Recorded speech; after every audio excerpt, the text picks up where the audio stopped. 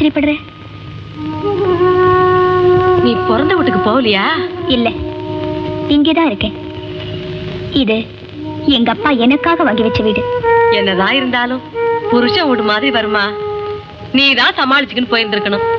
என் வீட்டுக்காரரை விடவா ராத்திரில குடிச்சிட்டு வந்து பொத்து பொத்துன்னு 2 போடும். கொஞ்ச நேரத்துல என் பாஞ்சாலியும் பஞ்சவர்ண கிளியேன்னு கொஞ்சம். ஏன் அம்மா காதல் பண்ணி தானே கண்ணால கட்டிக்கின? அப்பவே அவர் சுபாவம் உனக்கு தெரியலையா? தக்காளி நல்லதா கொடு. தக்காளிக்கு என்ன அலுவா மாதிரி இருக்குது ஒன்னாட்டான். தப்புடி அம்மா. 1000 தான் இருந்தாலும் நீ இப்படி தனியா இருக்கிறது நல்லது இல்லம்மா. நீ மட்டும் என் கூட வா, நான் இட்டுக்குன்னு போறேன். நான் பேசுறேன் அவர் கையில. வாயம்மா. நீ வியாபாரத்தை மட்டும் கவனி, ஊர் விவகாரம் உனக்கு வேண்டாம்.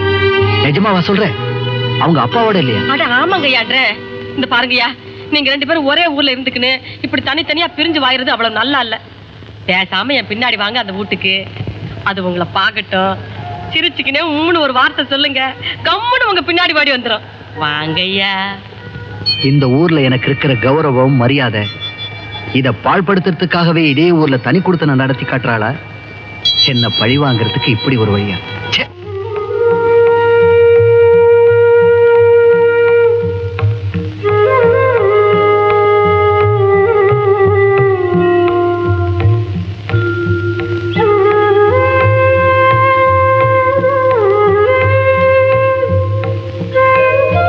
மடி நேரமாவது இல்ல மாப்பிள்ள. சில நாட்கள்ல பிளாட்பாரத்துக்கு கரெக்ட் டயத்துக்கு ட்ரெயின் வந்துருது இல்லையா? எதுக்கும் சீக்கிரமா புறப்பட்டுருங்க.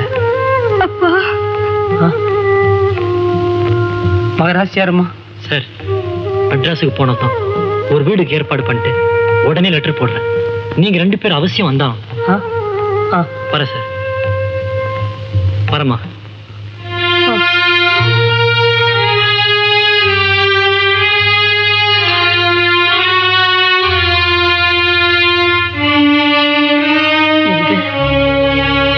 வீடு விரிச்சோடி போயிருச்சுங்க. அடி, உனக்கு வீடு தாண்டி விரிச்சோன்னு இருக்கு. ஆபீஸ்ல நான் நிமிஷத்துக்கு ஒரு வாட்டி லதா லதா அப்படின்னு கூப்பிட்டுட்டே இருப்பேனே, எனக்கு எப்படி இருக்கும்? சரி சரி, நான் எதுக்கும் ஸ்டேஷன் வரைக்கும் போயிட்டு வந்துடுறேன்.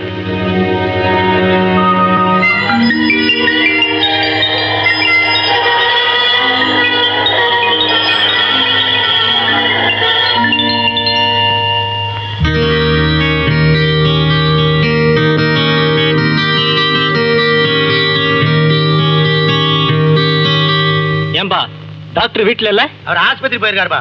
அவங்க சம்சாரோட வீட்டுல இல்ல? சம்சாரம் அதெல்லாம் உனக்கு ஏன் சார்? நீ என்ன உங்க உறவுக்காரரா? ஆமாயா, அவங்க பிறந்த வீட்டுக்கு போயிருக்காங்கப்பா. பிறந்த வீட்டுக்கா? சரிங்க. பையன் ரொம்ப வேகமா தான் ப்ரோக்ரஸ் பண்ணிருக்கான். ஆஸ்பத்திரிக்கு எப்படியா போறது? இப்படியே நேர சோத்து கை பக்கம் சாஞ்சாப்ல போய்க்கோ. உனக்கு சோத்து கை எதுப்பா? இதான். அந்த பக்கமா சாஞ்சாப்ல போனேன்னா அங்க ஒரு ரவுண்டானா வரும். சரி. அங்க இருந்து பீசாங்கையில வாங்கிக்கோ. பீசாங்கை எது? இதான். அடா, அது சோறு துண்டுற கைப்பா. இந்த கை பக்கமா வாங்கிக்கினே போ. போனீங்கன்னா அங்க இந்த அம்மா துண்டு பிள்ளையார் கோயில் வரும். பக்கத்துல ஒரு பங்க் கடை இருக்குது, அங்க விசாரி. அங்கேயும் போய் விசாரிக்கணுமா? தலையே சுத்துது. ரிக்ஷால கொண்டு போய் விட்டுறியா? என்ன 1 ரூபாய் விடுப்பா. 50 பைசா தரேன். காலங்காத்தால முதல் போனி நீதான். தகராறு பண்ணாம 1 ரூபாய் விடு. 50 பைசா தரேன்பா. வேணா நான் 1 ரூபாய் தர்றேன். என்ன வச்சு இசின்னு போறியா? 1 ரூபாய் இருந்தா குந்து இல்லாடி போயினே இரு. எங்க ஊர்ல அதிகபட்சம் 50 பைசா தான் கொடுப்போம். அப்ப ஒண்ணு செய், ரயில் ஏறி உங்க ஊருக்கு போய் அங்க இருந்து ஒரு ரிக்ஷால வந்துரு. அட என்னப்பா நீ? டேய் மதுரை, என்னடா அது காலங்காத்தால ஊட்டாண்ட இப்படி ஒரு கிராக்கியா? யோ, நீ ரொம்ப அதிகமா பேசுற. சரிதான், குந்துப்பா. போடு. இத போட்டா எக்ஸ்ட்ரா 50 பைசாவா? அப்ப கழட்டி வச்சுக்கோ. ஹாய் ஜெகன். ஹலோ மோகன். நீங்க போயிட்டு நாளைக்கு வாங்க. ஊருக்கு அனுப்பிச்சிருக்கேன். இந்த சந்தோஷ விஷயத்தை பத்தி எனக்கு லெட்டர் எழுதிருக்கியா? நான் வந்துட்டு கூட சண்டை போடுறதுதான். எனக்கு கல்யாணம் பத்திரிக்கை போட்டல, என்னமோ பெரிய பஞ்ச மாதிரி மூணா மஞ்ச மாதிரி எனக்கு கல்யாணம் அனுப்பிச்சிக்கிறியா? இதுதான் ஃப்ரெண்ட்ஷிப் கொடுக்க மரியாதையா? நான் ரொம்ப பிஸியா இருந்தேன். சரி, உன் சம்சாரத்தை அனுப்பிச்சு வச்சிருக்கலாம்ல. நீ எப்ப வந்த? அட பாவி, நான் தான் லெட்டர் போட்டிருந்தேன். என் வைஃப் மெட்ராஸ் டிரான்ஸ்பர் ஆகி போச்சுரா. இன்னைக்கு காலைல தான் வந்தோம். ஹோட்டல் மேரேஜ்ல தங்கிட்டு இருக்கோம். நேரம் உன்னை பார்க்கலான்னு வந்தேன். நீ சாயந்தரம் 2 பேரும் வீட்டு வரத்த சோத்துக்கு தான். சிக்கன் சில செஞ்சு சொல்றியா? எனக்கு வசதி இல்ல, அப்புறம் பார்க்கலாம்.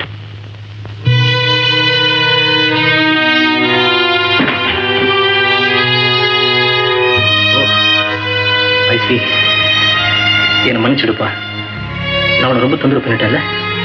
நான் வரேன்.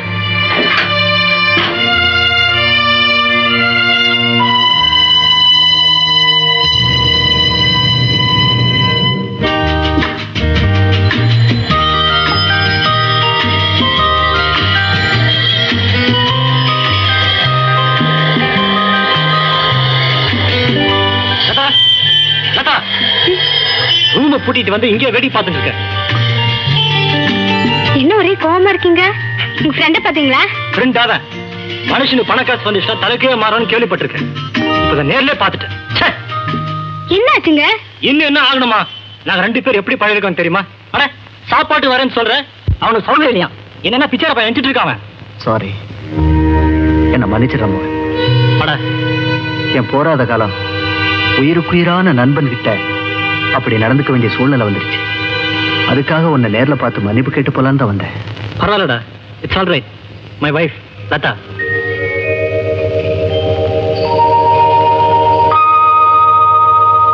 கங்க்ராச்சுலேஷன், நல்ல பொருத்தண்டா. நீங்களாவது ஒருத்தர் நல்லா புரிஞ்சிட்டு சந்தோஷமா வாழ்க்கை நடத்துங்க. என்னடா குரல் ஒரு மாதிரியா இருக்கு, என்னாச்சு? தப்பு பண்ணிட்டுடா மோகன். வேடிக்கை பார்க்க வந்தவளை அவசரப்பட்டு வாழ்க்கை துணைவியாக்கிட்டு இப்ப நரக வேதனை அனுபவிச்சிட்டு இருக்கேன்.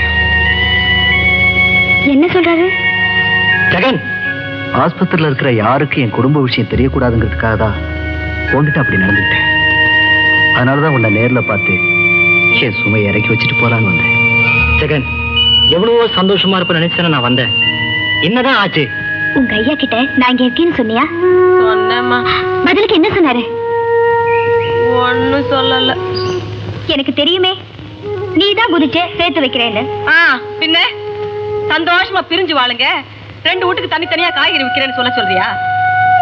என்னமோ மொத்தத்துல இது நல்லா இல்ல. எம்மாடி, நான் வயசுல பெரியவ சொல்றேன், தனியா குந்திக்கணும் நல்லா ரோசனை பண்ணி பாரு. நான் தேவேன்னு நினைச்சிருந்தா வீட்டை விட்டு கிளம்புற உடனே என்ன போகாதேன்னு தடுத்து நிறுத்திருக்கலாம். அதுவே முடியல. நான் தனியா இருக்கிறதுனால பச்சாதாபமா வரப்போகுது. நானே தப்பு பண்ணிருக்கலாம், அதுக்காக பொட்டியை தூக்கிட்டு வீட்டை விட்டு வெளியில போகணுமா?